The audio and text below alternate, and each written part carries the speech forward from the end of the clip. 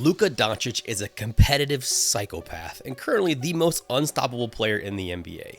Regardless of what coverage or strategy the Timberwolves used, Luka solved it and then told everyone how much they suck.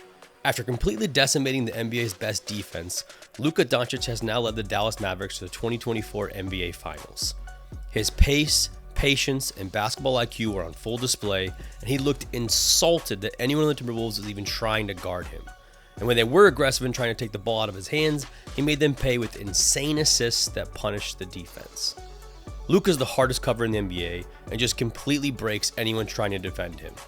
In this breakdown, we're going to look at how the Timberwolves tried every coverage and strategy possible and how the brilliance of Luka solved every single one. The very first play of the series told us a lot about both teams' strategies, with the Mavericks getting Luka off the ball versus the full court pickup of the Timberwolves defense, which they made a habit of in the first two rounds, especially against the Nuggets and Jamal Murray, where they pressured Murray full court almost every possession and harassed him. The Mavericks didn't want to deal with that. And then we can see the Timberwolves defensive strategy on Luka.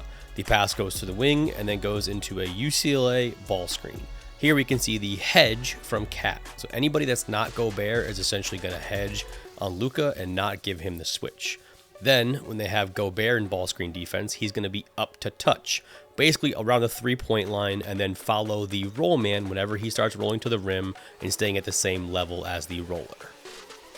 There are many ways to defend a ball screen. The Timberwolves elected to have Rudy drop or up to touch to start the series, have players like Conley and Cat hedge to stay out of switches, and then they had to go to Gobert, Cat, Reed trapping to try and get the ball out of Luka's hands. And then players like Nickeil Alexander-Walker, Anthony Edwards, Jaden McDaniels all were able to switch if it was a like-for-like screen. The primary coverage, and the one used most often, was up to touch, where Gobert is around the three-point line to start and then retreats back, similar to drop coverage. But we can see right away this allows Luka a pocket of space to operate in and get McDaniels on his back. And he is so good at these shifty jab, lean, pull-ups, and floaters in the paint. It's just so tough to defend this way. Now, this was used 27% of the time, their most used ball screen defensive coverage, especially with Gobert. They did throw traps, and they did throw a little bit more drop coverage in, but for the most part, they tried to have Gobert play the cat and mouse game, try to prevent any easy drives from Luka, and have his defender apply pressure from the backside and force him into tough contested twos or kickouts and not allow him to get clean pockets of space and force him to take very tough contested twos with players like McDaniels contesting. Now, the Mavericks wanted to create drop coverage, and you can see quickly they went to their double ball screen set, which is just a staggered ball screen up top, usually involving Mike Conley as the primary defender on the first ball screener.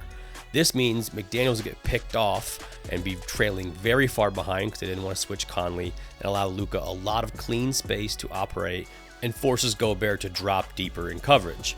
Now, Minnesota's ball screen defense is essentially designed to have Gobert be closer to Luka and then recover to the roll man and have the three players outside stay attached to their man. There are some pros and cons to this, and we'll talk about some of the adjustments later in the series.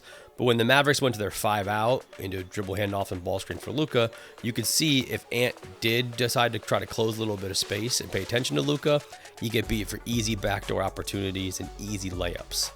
The Wolves try to keep length on Luka with players like Anderson off the bench, trying to have him be able to contest some easy shots. But the problem with Anderson is, one, he's not as athletic as other players who can defend, and he gets picked off too easily and can't navigate screens like Anthony Edwards and Jaden McDaniels can.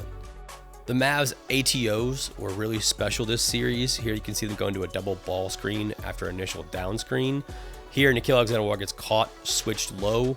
Gobert gets caught sagging because he thinks Nickeil Alexander-Walker is going to handle Luka, and they completely blow the coverage. Another play they go to is a little handoff into a ball screen that creates the double ball screen look. Watch Gafford slip out here. Here, Gobert is going to stay with Luka instead of going with the roller. This means the low man, Reed, is going to be the tag man responsible for protecting the rim. He instead goes out to the three-point line. Now, Minnesota Timberwolves defense is basically designed to take away as many threes as possible, ranking in basically the top 5 in the regular season and the playoffs, taking away the three-point shot. So Luka knows this, manipulates him, and ends up finding Gafford for the easy roll.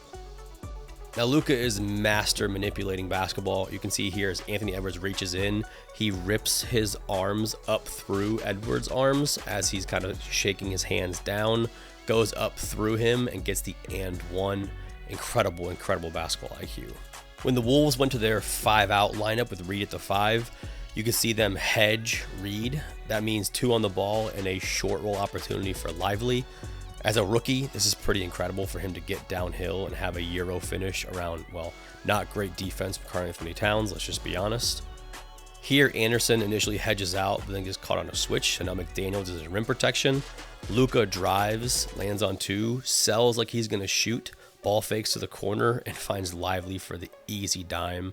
Just insane pass. I can't believe it. And speaking of insane, here Luka and Kyrie see each other. The play gets cut off. I don't actually know what happens. All I know is Luka finds Kyrie for a layup. Incredible chemistry from the 2 of them. And while the Wolves are still hedging, this is important to note. When you hedge, you have to be a little bit more aggressive in your help, so that leaves Cat low as the low man, leading to longer closeouts, so the Mavericks can manipulate the ball screen, something that'll come up later in this video that I'll talk about. Leading into the third quarter, Luka is able to drive and draw 2 and find Gafford on the roll. And that's basically as long as it took for the Wolves to throw a different look at him, where they now send a trap with Gobert. Luka finds Gafford on the short roll and ends up in a turnover because they were not prepared for that. So to counter this trapping and make life easier for Luka, they have Luka go into a handoff out of 5 out. Here, Gobert is on the right side, who's going to blitz on the right side. Ant decides to jump to where the ball screen is and allows Luka to go away from the ball screen and make sure Gobert is out of position. It just didn't make any sense to me defensively. That was really weird. You can see here, we can see the 5 call. This is for their delay or 5-out action, where the players on the wings are going to set down screens for players in the corners to come off in dribble handoff, pick and roll, basically getting Luka and Kyrie off the ball, allowing their centers to handle it. Now, the reason for that is because Gobert tends to sag off when the ball goes to the center in the middle, and this now leaves Luka more room to operate, gets McDaniel on his back, and creates easier scoring opportunities where he can get to these little jab, step back pull-ups in the mid-range. A set the Mavericks ran a lot is this empty flare set out of horns, where Luka gets the ball around the elbow, and then a flare for Kyrie. Watch here how Kyrie manipulates Gobert with just a little fake quick pass, ends up drawing a foul. This play flows into a rescreen, so you see Kyrie come off the screen here and then come off a rescreen pin down. This moves Gobert just slightly around and forces him to play in deeper coverage as well. Luka decided to go on a personal run, attacking the normal up-to-touch coverage of Gobert, hitting 2 step-back pull-ups against McDaniels when he was retreating, and then, of course, getting this isolation 3 against Nickeil Alexander-Walker. And I love on this replay how we can see how Luka sets this up, and the worry of the foul comes into play. Here you can see Luka jab, get Alexander Walker shifting backwards, and then as he rises up, he doesn't want to foul, so his hands go down. So it looks like a good contest, it's actually an open shot for Luka. Luka is fantastic at creating early 2-on-1s for his teammates, drawing defense and then passing ahead to find early scoring opportunities. He's also great at foul drawing, and what he loves to do against these coverages is to drive across the lane, sell with his eyes and even a pump fake, get the defender to bite, and then go into the defender and finish through contact or draw the foul. One thing I noticed in the double ball screen is the timing of Gafford's slip. It's typically when McDaniels is going over the first screen, Gafford then slips at almost the exact same time. So this automatically creates Gobert having to honor the roller, and Luka is able to get downhill and creates that drop coverage where Luka can operate much easier in. Another example of getting the ball out early here for Luka at a key moment in the game. Again, he's not fast in transition, but him getting the ball out here to Kyrie allows him to play 2-on-1 on the weak side and gives Washington a clean look from the corner 3. Now, I like this from Minnesota at the end of game 1, trapping Luka randomly, where Lively is now rolling to the rim and was not ready for the trap and not ready for the short roll and ends up in a turnover. However, Luka's too smart. He gets the ball at the end of the game, and instead of bringing Lively in for a ball screen, he just goes one-on-one ISO against McDaniels, not bringing the trap to him. And of course, he gets downhill and hits him with the same move, driving to his right, landing on his left foot, dipping his shoulder, and rising up for the easy pull-up jumper.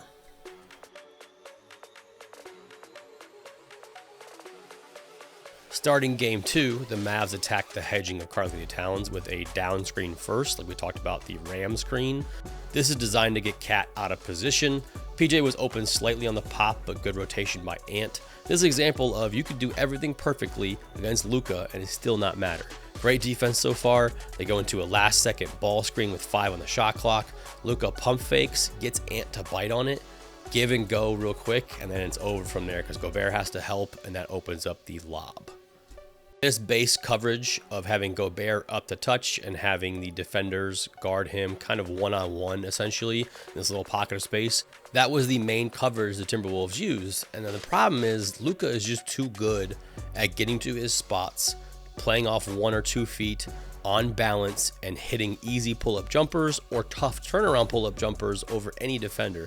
It didn't matter who was guarding him. He's able to get to his spot and make easy scoring opportunities for the Mavericks.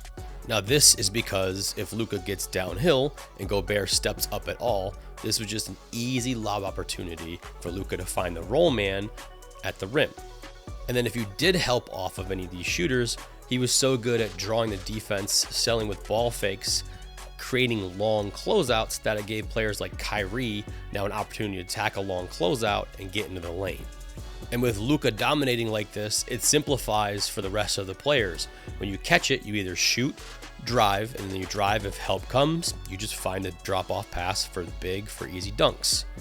Now I mentioned the double ball screen in game 1, but game 2 is where they really hammered it home, especially in the second half. Conley here has to hedge on this first ball screen, and then Gobert is up to touch. So Conley hedges, he's out of position.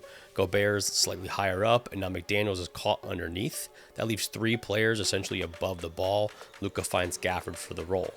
Next time, Conley doesn't hedge, he stays below. Lively slips to the rim. Luka looks off Cat and finds Lively on the roll. So Luka here looks at the corner, PJ Washington. That sends Cat out recovering because they're worried about giving up 3-point shots in their defensive system, and Lively's open on the roll.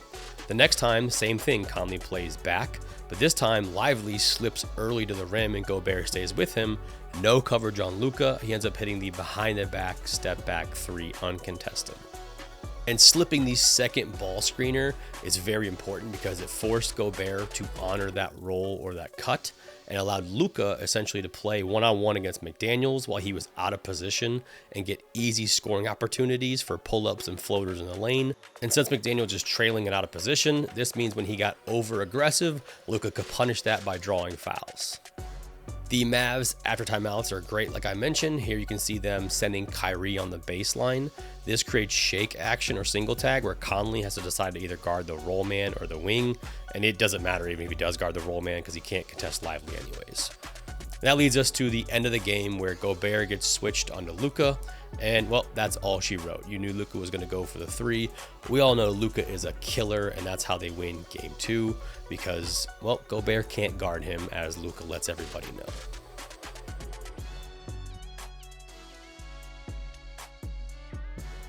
Game 3 is where the biggest adjustments came for the Timberwolves defense. The very first play with Luka, you could see them blitzing and trapping him right away. That leads to Gafford playing 4-on-3 downhill, who just ends up turning it over on that first possession. Next possession, they hit Gafford on the short roll, where Cat helps off the strong side corner because he's got to play 4-on-3. That leads to a PJ Washington corner 3. And the Mavs went back to their 5-out. This time Gobert stays attached, recognizing that's what they're trying to get him to do. And on this trap, they find the corner 3 for Derrick Jones Jr.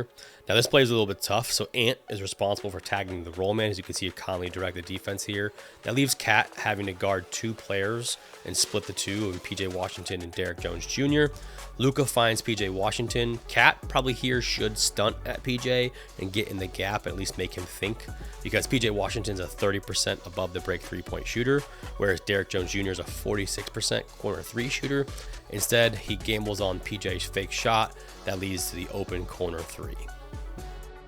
Now with the Timberwolves trapping, they trapped him 15 times this game. In game 3, the most in the series, they got Luka off the ball more, or at least Luka got himself off the ball more, where he operated in these catch and shoot opportunities and then attacking mismatches when they had to play aggressive against like Kyrie and ball screen defense, and then have him coming off the screen down dribble handoffs. It also creates a little bit more action for the Timberwolves to guard on defense. They're not just stagnant setting one ball screen, forces them to react differently than just running a basic pick and roll. The end of games were fascinating to me. In game 1, they trapped. Game 2, they switched. Here with Karl-Anthony Towns, they're going to hedge. Luka notices off ball that Ant and Conley are switching positions, fires it to Kyrie, who swings it quickly to PJ, and ends up punishing the lazy defense from the Timberwolves, getting PJ a huge corner 3. With Gobert back in, they went more at the level or much higher up in the 3-point line. This allowed Luka to drive against McDaniels easier in space, and let's just be honest, this is a ridiculous shot to hit over anybody. What a ridiculous shot from Luka. Here you see Gobert coming up higher. Luka ends up driving, hesitating, gets McDaniels on his side, rips through Cat, and then throws the lob pass to seal the game. So now they've gone to trapping in game 1, switching in game 2, at the level in game 3. None of it's worked. So the biggest change for game 4 now is the same initial coverage up the touch or at the level, but watch Conley on these possessions and the help on these possessions where they're much more sagging off of 3-point shooters, stopping Luka's drives and forcing him to play in a more tightly knit space, closing that space down so he can't just have room to operate, and taking away those easy pull-up opportunities and over-helping off of shooters instead of staying attached. They did a much better job of contesting Luka's shots and a much better job of getting out of bad defensive situations. In a scramble here, Cat gets switched onto Luka, and instead of leaving him one-on-one like they did Gobert and early in the series, they switch him off and still close down space and force Luka to take a really tough 3 at the end of possession. So Luka just recognized this and said, okay, cool, I'll just become a playmaker. I'll just make passes. Here he drives into the lane, finds a kick-out 3 for DJJ in the corner, and then a nasty pass here as the ball screen's being set and Conley cheats over to throw a quick skip pass to the corner again for the easy 3. Just ridiculous stuff. And one of my favorite parts about his passing is what I call nurse passes. I got this from Nick Nurse in a clinic that I actually posted on X earlier, where Luka goes up and he's going to shoot and finish at the rim, and at the last second, he kicks it out. So he'll go up, eyes to the rim, and make it look like he's going to shoot this shot, and then skips it out to a shooter real quick, essentially freezing the defense and not letting them know what he's going to do, where he'll go eyes to the rim, you cheat it all off of any of these shooters, and it's a quick fire-out pass for a 3-point shot. Game 4 was actually the least aggressive, with the Timberwolves only blitzing 1 time with Gobert. So to counter this, or noticing that Gobert is kind of playing in the middle here, the Mavs went to Spain pick and roll action, which is a back screen on the ball screener. So here you can see the back screen from Derek Jones Jr. on Gobert. This is normally defended where the back screener's man here, Chris Paul, switches onto Luka. The big drops, and then the player guarding the ball switches onto the pick and pop player after setting the back screen. Well, here they use Conley as the back screener. So he's not going to switch onto Luka because the Wolves want to avoid that matchup. That means there's easy scoring opportunities because Conley is caught in help and is not the best help defender compared to everybody else on the Timberwolves. Now, the Wolves did an okay job of defending Luka, contesting some shots, contesting a little bit better than normal, closing down space on these rollers, and the Mavericks didn't do a good enough job of punishing that help, and Kyrie wasn't Kyrie and Luka wasn't Luka, and for the most part, they just missed shots that they normally would make. Here at the end of the game, they set a ball screen for Luka. He snakes it. He's hit this step back 3 almost the entire series, and he misses a wide open look from 3. Here they get Gobert switched onto Luka, and unlike leaving him alone in game 2, they do a good job of setting a trap. So Conley goes and traps Luka on the drive. Luka kicks it out, swings it, dead possession, ends up in a missed 3 from PJ Washington. The Wolves almost gave it back, though, by fouling Luka on a 3-point shot and then fouling him on another 3-point shot, which he made. He just missed the free throw, but still overall pretty good game from the Wolves in game 4.